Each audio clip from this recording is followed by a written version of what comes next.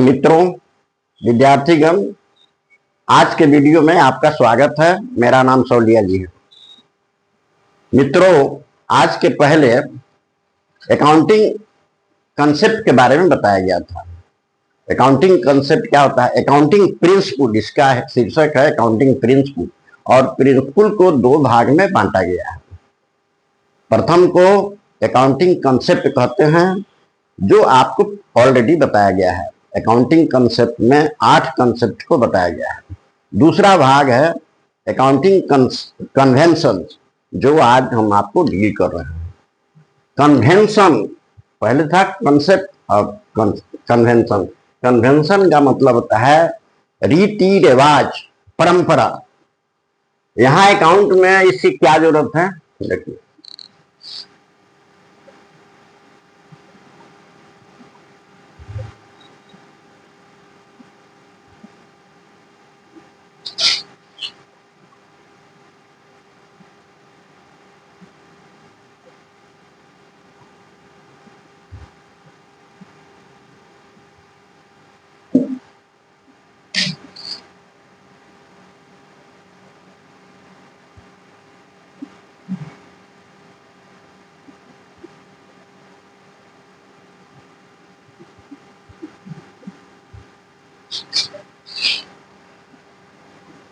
The word accounting convention refers those customs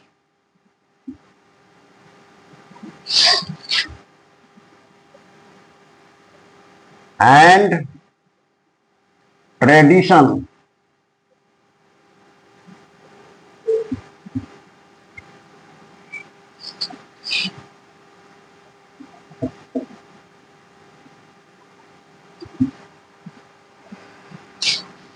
which help and guide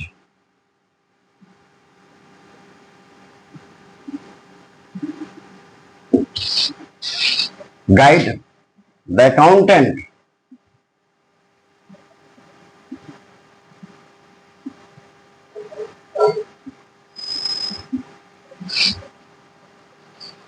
of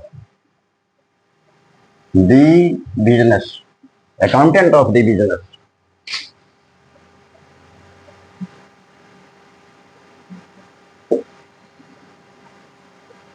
While preparing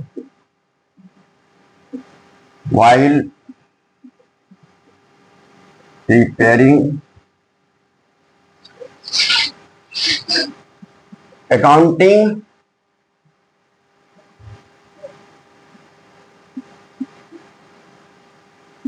and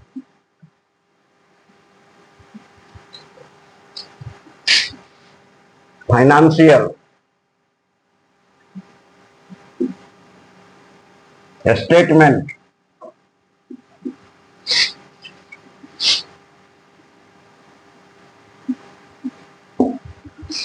देखिए, convention का यही अर्थ है। लिखा हुआ है the word convention refer those customs, माने रीति रिवाज, ट्रेडिशन माने परंपरा, माने उन रीति रिवाज और उन परंपराओं का बोध करता है जो अकाउंटेंट को व्यापार में जब लाभ, ये अकाउंटिंग या फाइनेंशियल स्टेटमेंट बनाया जाता है अकाउंटेंट के द्वारा, उनको मार्गदर्शन करता है और या बनाने में मदद करता है। ये अकाउंटिंग कन्वेंशन का अर्थ हुआ।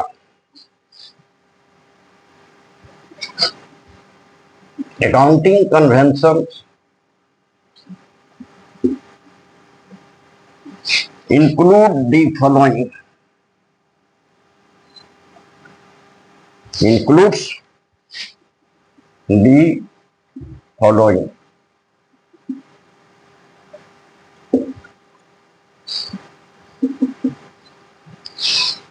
फिर एक बार समझ लीजिए अकाउंटिंग कन्वेंशन क्या है। कन्वेंशन शब्द का मतलब है रीति रिवाज या परंपरा। तो ये वर्ड जो है तो रीति रिवाज और परंपरा को बोध करता है जो अकाउंटेंट को लाभ हानि खाता बनाने में, बैलेंस शीट बनाने में, उसको आप अकाउंटिंग या फाइनेंशियल स्टेटमेंट कह सकते हैं, उसको बनाने में मदद करता है, रास्ता बताता है। इसी का अर्थ ये अकाउंटिंग कन्वेंशन हुआ। Accounting conventions include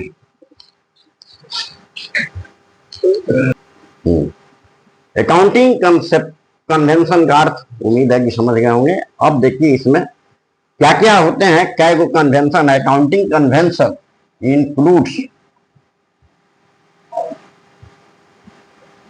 the following.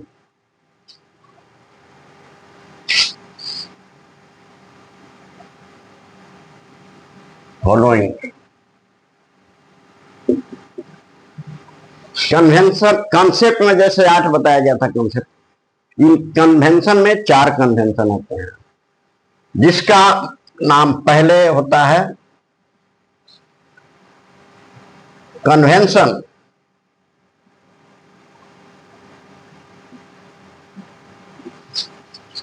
Of conservatism.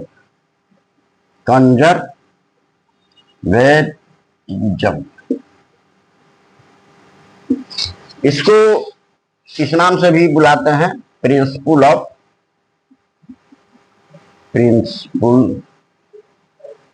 Of prudence.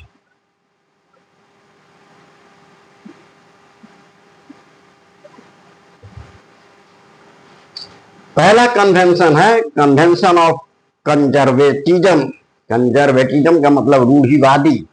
रूढ़िवादी का अर्थ होता है बहुत पुराना घिसा पीटा नियम, और इसका भी वही मतलब है जो कंजर्वेटिज्म का है। समझ गए होंगे इसका, इस वर्ड का अर्थ समझ जाइएगा तो सब कुछ समझ जाइएगा आगे। कन्वेंशन ऑफ कंजर्वेटिज्म, रूढ़िवादिता का सिद्धांत। प्रूडेंस मैंने भी वही होता है, prudence of principle of prudence. आइए आप इसके बारे में डिटेल समझिए। ये सिद्धांत क्या कहता है, ये कन्वेंशन क्या कहता है? कहता है कि व्यापार में हम लोग वर्ष के अंत में लाभ हानि खाता, बैलेंस शीट बनाते हैं। आप व्यापार का स्थिति जानना चाहते हैं, तो जो भी आप लेखा करते हैं साल भर में, जितना भी खरीद हुआ, बिक्री हुआ, खर्चा हुआ, आमदनी हुआ, इसको लेखा करते हैं।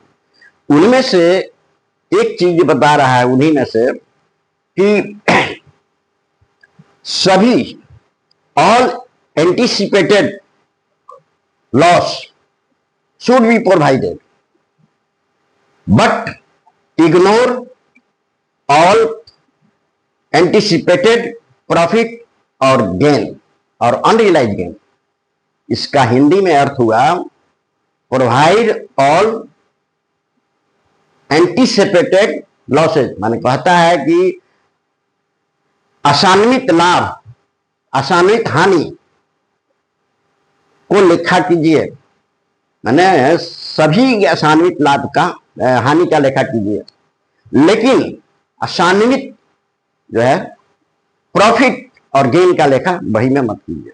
ये तो घिसी पीटी नियम है, ये है, इसको अच्छा नहीं मानते हैं। कहता है नियम कि भाई हानि का लेखा कीजिए लेकिन लाभ का लेखा नहीं कीजिए। मैंने टोटल लाभ का नहीं है, टोटल हानि का भी नहीं। एंटीसिपेटेड का मतलब होता है अशांति, माने जिसका उम्मीद करते हैं, जिसका आशा करते हैं, चाहे हो चाहे नहीं हो। तो कहता है कि सभी एंटीसिपेटेड लॉस को लिखिए लेकिन एंटीसिपेटेड प्रॉफिट को बही में मत लिखिए। उम्मीद है समझ में आ गया होगा। तो एक दूसरा भी बात कहता है कि जितना भी एंटीसिपेटेड लॉस आप लिखेंगे, चाहे उसका अमाउंट एग्जैक्ट मालूम हो या नहीं, लेकिन लेखा करना है। तो मालूम है ये नहीं तो लेखा कैसे करेंगे? और पिछले कुछ वर्षों के अनुभव के आधार पर व्यापारी लोग, अकाउंटेंट लोग अपना एगो रखते हैं। जैसे मान लीजिए उसको बताना है कि एग्जैक्ट फिगर नहीं है तो क्या करेंगे। मान लीजिए आप उधार माल बेचते हैं, उधार माल बेचते हैं तो इसको डेटर कहते हैं। जिससे आप उधार माल बेचते हैं उसको डेटर। मान लीजिए 20,000 का माल बेचे आप, 20,000 रुपया लेना है। साल के अंत में कोई जरूरी नहीं है कि सब 20,000 मिल जाए, कोई जरूरी नहीं है, डूब भी सकता है। तो खाता पीएल अकाउंट का बैलेंस शीट बनाने के बाद डूबेगा तब तो कहीं बही में नहीं आएगा। इसीलिए कहा है कि साहब पुराने अनुभव के आधार पर जो डूबा है उसका फिगर देख के वो अनुमानित निकालिए। मान लीजिए 5%, 5% और 5 दूनी 10, 1,000 रुपया का बही में लेखा कीजिए। इसी को एंटीसिपेटेड लॉस कहा जाता है। एंटीसिपेटेड लॉस की राशि एग्जैक्ट पता हो या नहीं हो, लेकिन लेखा करिएगा, लेखा कीजिएगा। अगर राशि मालूम नहीं है तो समझ लीजिए इसी टाइप का होता है। उम्मीद है कि आपको समझ में आ गया होगा। फिर अगर किसी मद का लेखा करने के लिए बहुत सारे विकल्प आपके पास हैं, माने एक एंट्री बिजनेस ट्रांजैक्शन का एंट्री करने के लिए बहुत सारे विकल्प है। इसका मतलब है एक लेन देन को लिखने के लिए आपके पास 4 विकल्प हैं। तो चारों विकल्प में से जो भी विकल्प आपको सूट करेगा, सूट का मतलब है कि जिससे प्रॉफिट पर कम से कम प्रभाव पड़े, माने कम से कम प्रॉफिट हो, उसी के हिसाब से, उसी अल्टरनेटिव के हिसाब से लेखा करना है। आप समझ गए होंगे। अब आगे बढ़ते हैं, इसका उदाहरण देते हैं। कई बार हमने उसका अर्थ बता दिया कि प्रिंसिपल ऑफ कंजर्वेटिव का मतलब क्या होता है, रूढ़िवादी परंपरागत विचारधारा। और यह कहता है, फिर एक बार सुन लीजिए, ये कहता है कि सभी anticipated loss provide for all anticipated loss but not provide any anticipated profit और अनरियलाइज गेन। हानि का लेखा कीजिए, लाभ का नहीं करना है। यही इसका मूल मंत्र है। अगर इसको अपने बही में जो व्यवसायी लिखता है पुराने अनुभव के आधार पर, उसमें से कुछ एग्जाम्पल दिए हैं। एक एग्जाम्पल तो इधर दे चुके हैं, एक और उदाहरण आपको देते हैं। व्यापार में शुरू से 1 जनवरी से लेकर 31 दिसंबर तक आप लेन देन करते हैं, खाता बही बनाते हैं, और सब कुछ लिखने के बाद एक आइटम है जिसको बताते हैं closing stock. Closing stock, closing stock, ये बच गया माल, जितना माल खरीदे हैं उसमें से कुछ बिका, कुछ बच गया, चाहे जितना बनाए उसमें से बिका, कुछ बच गया, उसी को क्लोजिंग स्टॉक कहते हैं। तो इसका मूल्यांकन वैल्यूड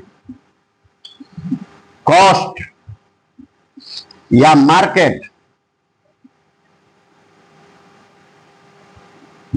प्राइस,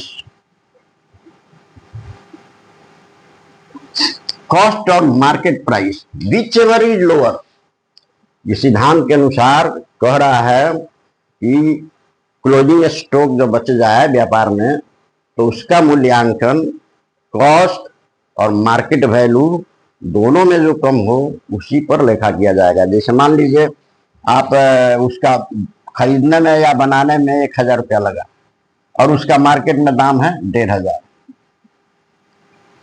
तो वही में इसका लेखा करेंगे।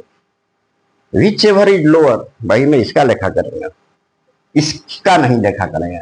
फिर उसको उलट के देखिए,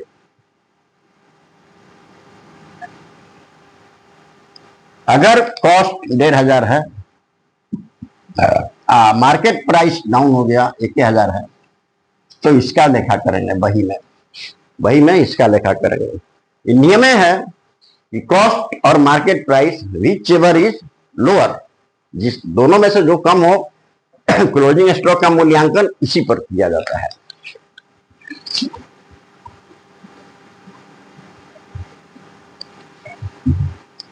उम्मीद है आप समझ गए होंगे।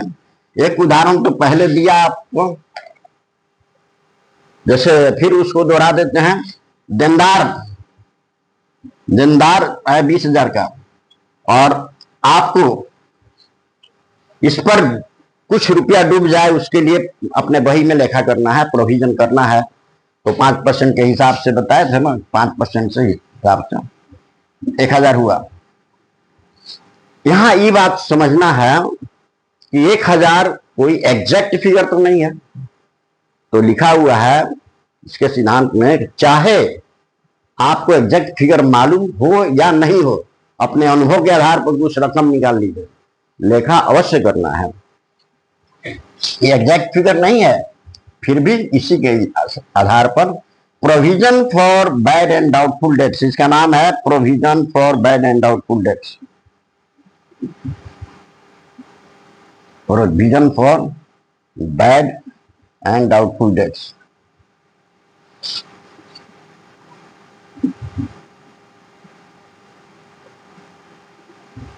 ठीक, 2 उदाहरण आपको दे दिया। ठीक है, एक और बात बता देते हैं विशेष, उसका शायद उससे आपको विशेष समझ में आवे। आप संपत्ति व्यापार में इस्तेमाल करते हैं।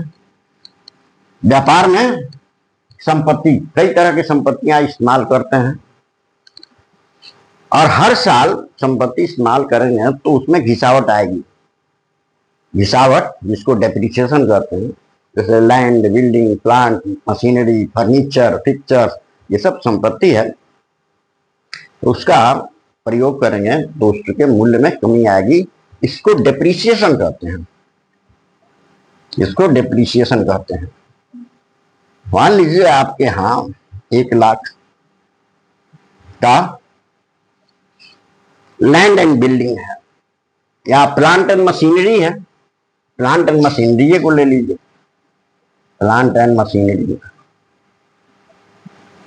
ये इस्तेमाल करेंगे तो घिसेगा। तो कितना परसेंट घिसेगा? मान लीजिए 5 या 10% घिसेगा। तो 10% के हिसाब से ये 10,000 हुआ डेप्रिसिएशन। ये डेप्रिसिएशन हानि हुआ, इसको हानि कहेंगे या खर्च कहेंगे। तो इसका लेखा हम बही में करेंगे, इसका लेखा बही में करेंगे। लेकिन एक और चीज देखिए, ये लैंड बिल्डिंग है, लैंड बिल्डिंग 1 लाख, और इसका दाम बढ़ गया, 10% बढ़ गया, जिसको एप्रिसिएशन कहते हैं, जिसको एप्रिसिएशन कहते हैं। तो बढ़ गया कितना? 10,000। कहता है कि इसका लेखा बही में नहीं होना चाहिए। देखिए, इसका लेखा होगा लेकिन इसका लेखा नहीं होगा, क्योंकि उसका थ्योरी में क्या बताया गया है कि प्रोवाइड ऑल एंटीसिपेटेड लॉस।